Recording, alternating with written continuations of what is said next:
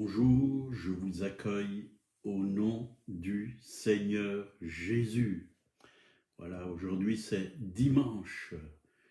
Oui, et moi j'aime ce jour où on se réunit avec des frères et sœurs, où on loue Dieu, où on adore Dieu, où on écoute la parole de Dieu, où nous avons une communion fraternelle. J'aime ce jour, mais j'aime tous les jours parce que c'est Dieu qui les a faites. Je veux saluer Hervé. Bonjour Hervé, que la grâce de Dieu repose sur toi aujourd'hui et sur toute ta famille. Ouais. Dieu a son regard sur toi et sur toute ta famille. Il prend soin de toi. Sois le bienvenu au trésor du ciel. Voilà, vous êtes en direct. Trésor du ciel. De bonnes choses nous attendent. Dieu a des trésors, et le plus grand des trésors, oui, qu'il nous a donné, c'est son Fils Jésus-Christ. C'est notre trésor, c'est notre richesse, c'est notre joie, c'est notre sagesse, c'est notre justice, c'est notre victoire. Nous avons besoin de Jésus-Christ. Alléluia, le salut est en Jésus-Christ. Voilà, le temps tourne, on va prier. Seigneur, merci parce que tu as préparé de bonnes choses pour nous. Oui, comme chaque jour, oui. Les bontés de l'Éternel ne sont point épuisées. Elles se renouvellent chaque matin. Que ta fidélité est grande. Merci pour ta fidélité, Seigneur, oui. Oui, tu as vraiment le meilleur pour nous, Seigneur. Oui. Et tu désires vraiment nous renouveler encore aujourd'hui, nous encourager, nous aider à marcher, oui, dans la foi et dans la victoire, sous ta grâce. Merci Seigneur, je te bénis, je te loue au nom de Jésus.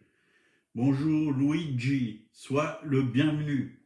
Oui, les trésors du ciel commencent, donc on continue sur le thème, la grâce de Dieu, oui.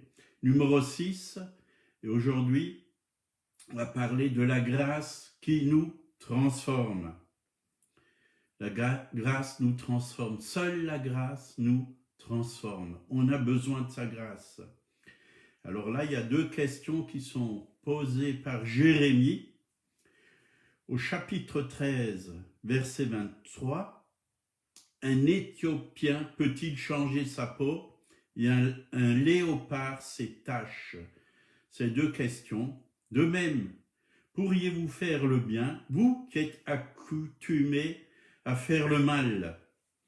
Et c'est vrai, combien de fois j'ai essayé de faire le bien par mes propres forces. Mais comme chaque être humain a une nature pécheresse qu'il a héritée, oui, de son père et de sa mère terrestre, donc, qui sont venus au travers d'Adam. Donc c'est cette nature qui nous pousse à faire le mal. Est-ce qu'on a besoin à un enfant de lui apprendre à mentir? Bien sûr que non. Ça va se faire automatiquement. Il va cacher quand il a fait quelque chose qui n'était pas bien, qui n'était pas juste. Par contre, lui apprendre à vivre dans la vérité, ça, c'est quelque chose, oui, qu'on peut faire. Donc, l'homme n'a jamais eu la capacité de changer sa nature. Et c'est Jérémie qui nous pose cette question. Un Éthiopien peut-il changer sa peau? Et un léopard ses taches. Cela est impossible. Tous les hommes sont nés avec une nature pécheresse et aucune quantité de bonnes œuvres ne peuvent changer cette nature. Donc, par nos propres forces, comme je l'ai dit avant, on ne peut pas changer. Par la loi non plus, car elle ne nous donne pas la capacité. Et là, on peut le voir dans Romains 3, verset 20, car personne ne sera justifié devant lui par les œuvres de la loi, car c'est de la loi que vient la connaissance du péché. C'est de la loi que vient la connaissance du péché. Oui. Parce que l'homme n'arrive pas à obéir à toutes les lois, à toute la loi.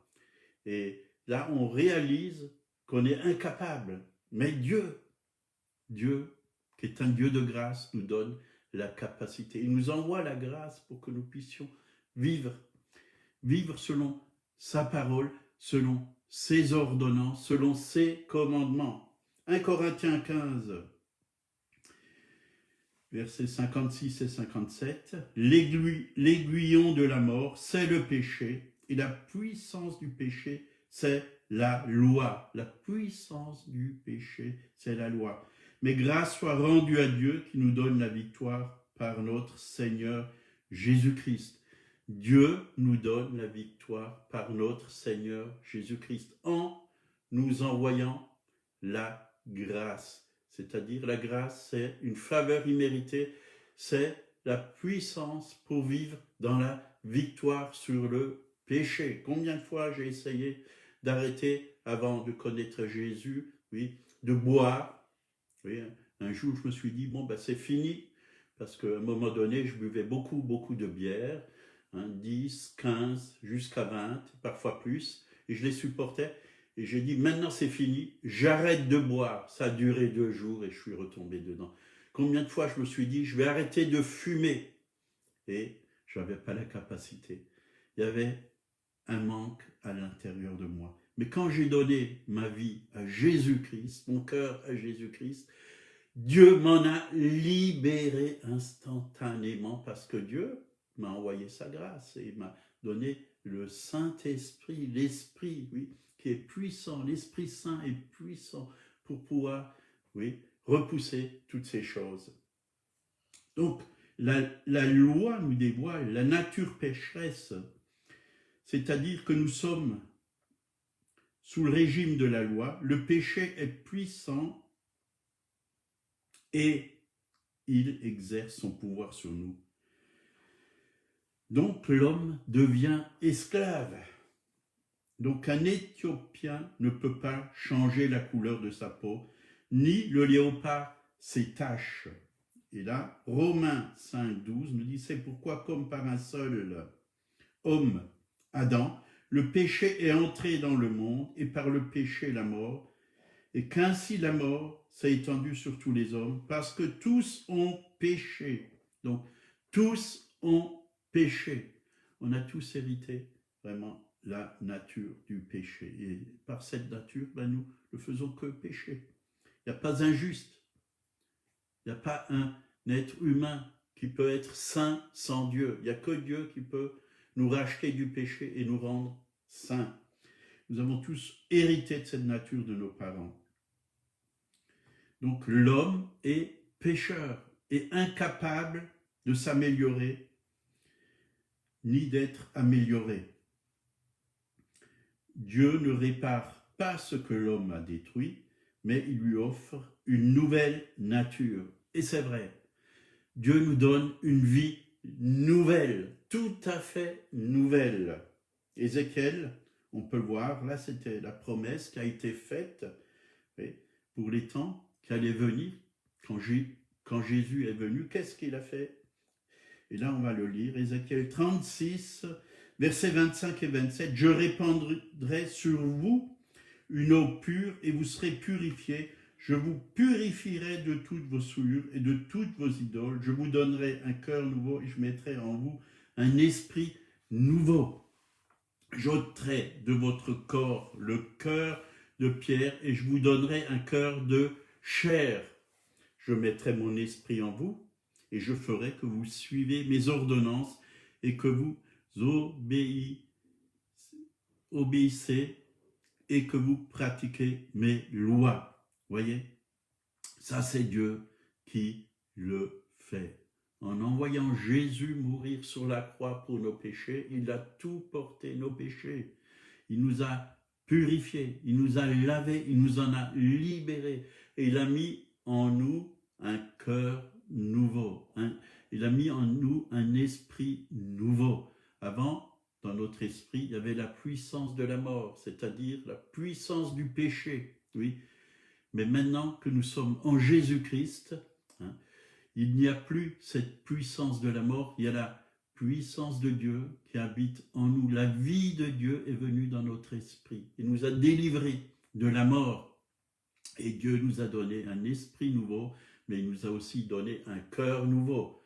Avant, on avait un cœur de chair, de pierre. Maintenant, nous avons un cœur de chair, un cœur tendre, un cœur obéissant, un cœur qui peut écouter la parole de Dieu. Donc Dieu a répandu sur nous une eau pure, le Saint-Esprit. Jésus lui-même a dit, si quelqu'un a soif, qu'il vienne à moi et qu'il boive. Celui qui croit en moi, des fleuves d'eau vive couleront de leur sein, comme dit l'Écriture. Et vous serez purifiés, oui, de toutes vos souillures, de toutes vos idoles. Dieu nous lave, nous purifie, Dieu nous pardonne. Il enlève nos idoles. Et combien l'homme sans Dieu a des idoles. Certaines personnes, c'est l'argent. D'autres, c'est des chanteurs. D'autres, c'est les jeux. Oui. Même le sport peut devenir une idole. Si on aime le sport ou l'argent ou quelque chose plus que Dieu, alors ça devient une idole dans notre vie. Donc la grâce de Jésus nous libère de toute idole. Oui, et c'est vrai, le jour où je dis, Seigneur, je veux t'aimer, toi en premier. Oui, plus que ma femme, plus que ma fille, plus que les êtres humains.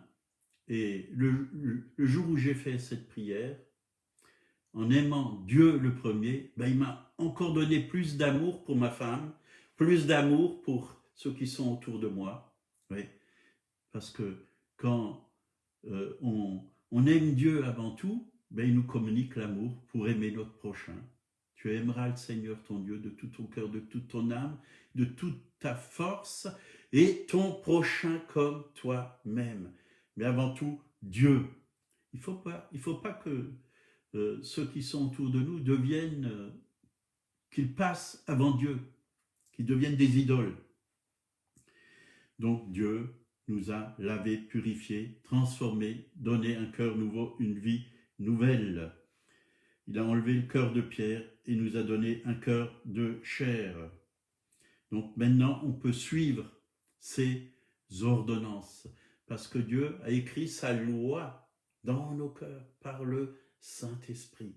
On peut suivre, on peut vraiment ne pas commettre l'adultère, ne pas voler. On peut aujourd'hui, oui, vivre avec un cœur pur et pratiquer, oui, les 10 commandements par la grâce de Dieu, par la puissance de Dieu, par le Saint-Esprit de Dieu. Et Dieu, vraiment, est avec nous chaque jour. Oui. Son esprit est sur nous.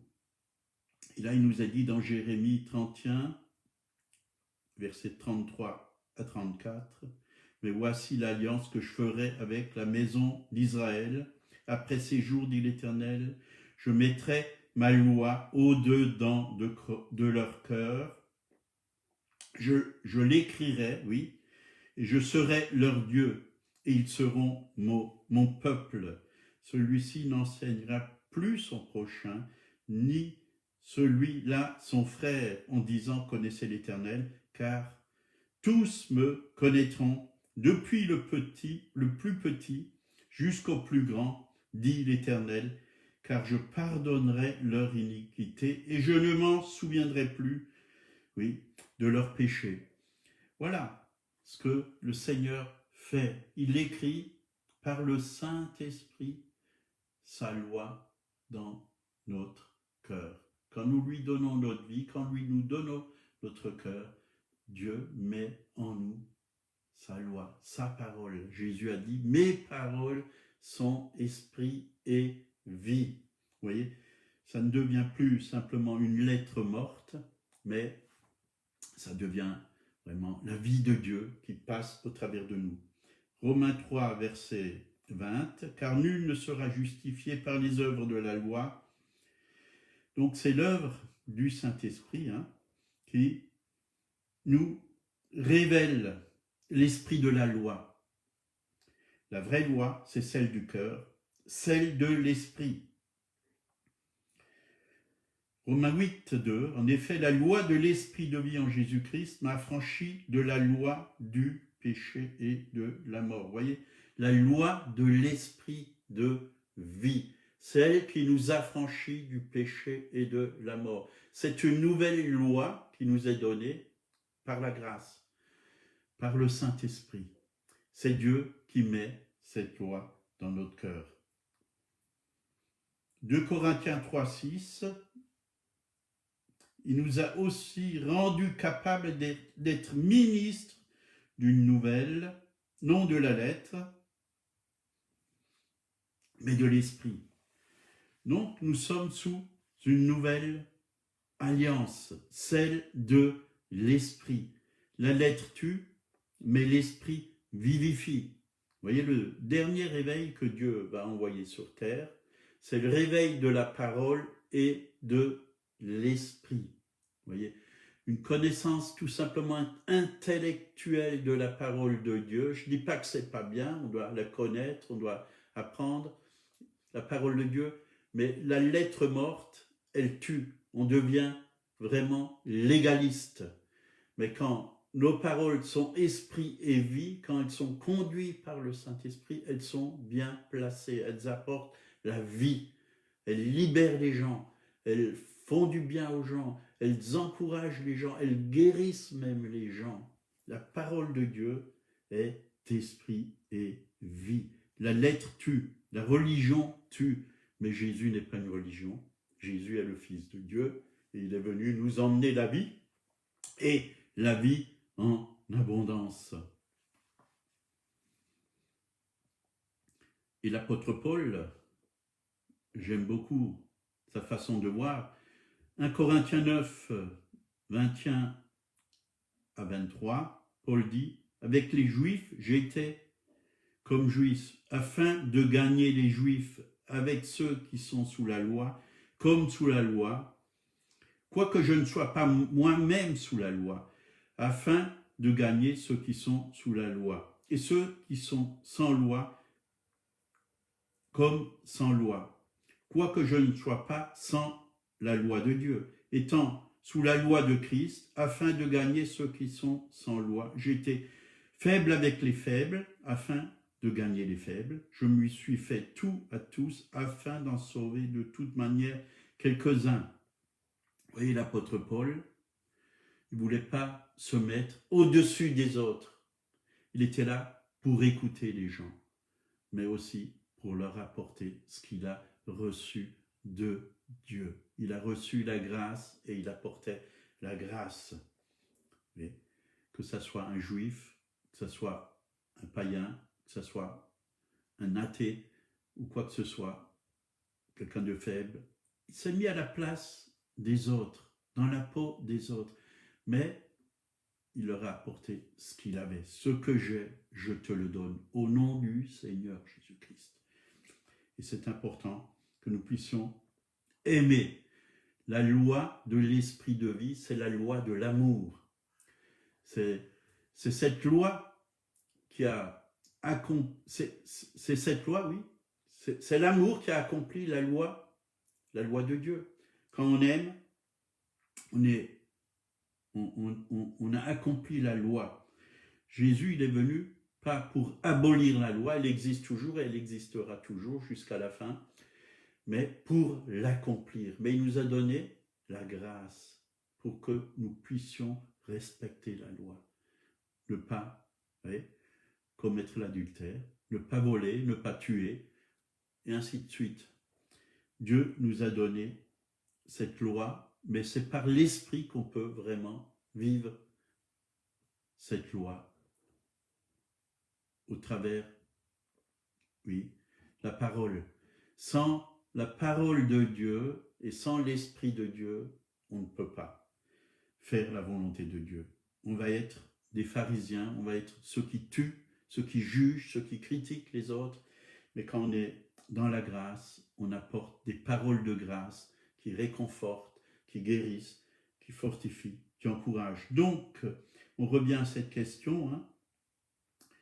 Un Éthiopien, hein, est-ce qu'il peut changer sa peau et un léopard ses taches? Non, mais Jésus-Christ a la capacité de nous transformer. Oui. Il nous transforme, car Dieu, Jean 3, 16 et 17, car Dieu a tant aimé le monde qu'il a donné son Fils unique, afin que quiconque croit en lui ne périsse point, mais qu'il ait la vie éternelle. Dieu, en effet, n'a pas envoyé son Fils dans le monde pour qu'il juge le monde, voyez. Jésus n'est pas venu avec la loi, il est venu avec la grâce. Il n'est pas venu nous juger, mais pour que le monde soit sauvé par lui. Voilà ce que Dieu veut, c'est nous sauver. Il veut sauver tous les hommes. Celui qui croit en lui n'est point jugé, mais celui qui ne croit pas est déjà jugé parce qu'il n'a pas cru au nom du Fils unique de Dieu. Donc on est né la première fois, oui, par notre naissance physique, hein, on est né de nos parents, mais Adam et Ève ont transmis à nos parents la nature pécheresse et nos parents nous l'ont aussi transmis. Donc, mais Jésus est venu nous emmener la nature de Dieu, l'Esprit de Dieu, la vie de Dieu. Je suis venu afin que mes brebis aient la vie et qu'ils soient dans l'abondance. Donc on a besoin, oui c'est vrai, on a eu cette naissance physique, mais on a besoin d'une nouvelle naissance, une naissance spirituelle. Dans notre esprit, on a besoin de naître de nouveau, recevoir une vie nouvelle, la vie de Dieu, la nature de Dieu, divine. Et notre nature peut être totalement transformée. Dieu veut nous transformer. Dieu veut faire de vous des hommes et des femmes nouvelles, ou nouveaux pour les hommes. Dieu veut vous transformer. Dieu veut faire de vous de nouvelles créatures, selon 2 Corinthiens 5, 17. Dieu veut vous laver de tout votre passé et vous donner une vie nouvelle, un cœur nouveau. Voilà, on va s'arrêter là. Je vous encourage vraiment à réaliser ce qu'est la loi et ce qu'est la grâce. Nous ne sommes pas sous le ministère de la condamnation, mais sous le ministère de la justice. Dieu nous a justifiés. Nous sommes justes. Dieu nous a déclarés justes si nous l'avons accepté comme son sauveur, comme notre sauveur personnel. Et nous devons avoir des yeux, oui, remplis de grâce pour tous ceux qui sont autour de nous et leur tendre la perche parce que Dieu les aime et veut les sauver. Nous ne sommes pas là pour juger toutes ces personnes, mais pour leur apporter le salut en Jésus-Christ. Voilà, soyez bénis, vous tous qui me regardez. Je salue des personnes que je connais, Elisabeth, Galdara, Cathy et d'autres que j'ai vu passer, Ramona aussi. Que la paix soit sur vous en cette journée. Je vous salue tous au nom du Seigneur. Et l'évangile a été apporté ce matin. Je ne vais pas insister, mais si vous êtes malade, Dieu désire vous guérir. Il a vraiment payé pour vous à la croix de Golgotha. Et la Bible dit que c'est dans ces meurtrissures que nous sommes guéris. Si vous avez des maladies, des souffrances dans votre corps, vous pouvez lui dire, Seigneur, tu as payé pour moi à Golgotha. Tu as été meurtri pour moi. Oui, dans tes meurtrissures, je suis guéri. Je prends maintenant la guérison par la foi. Merci. C'est toi qui ôtes les douleurs de mon corps ou de mon cœur, parce que parfois ça peut être des souffrances intérieures par des paroles qui nous ont blessés, qui nous ont fait du mal, des mauvaises paroles, des paroles de méchanceté, des paroles qui nous rabaissent. Il guérit les cœurs blessés, brisés. Il pense les blessures.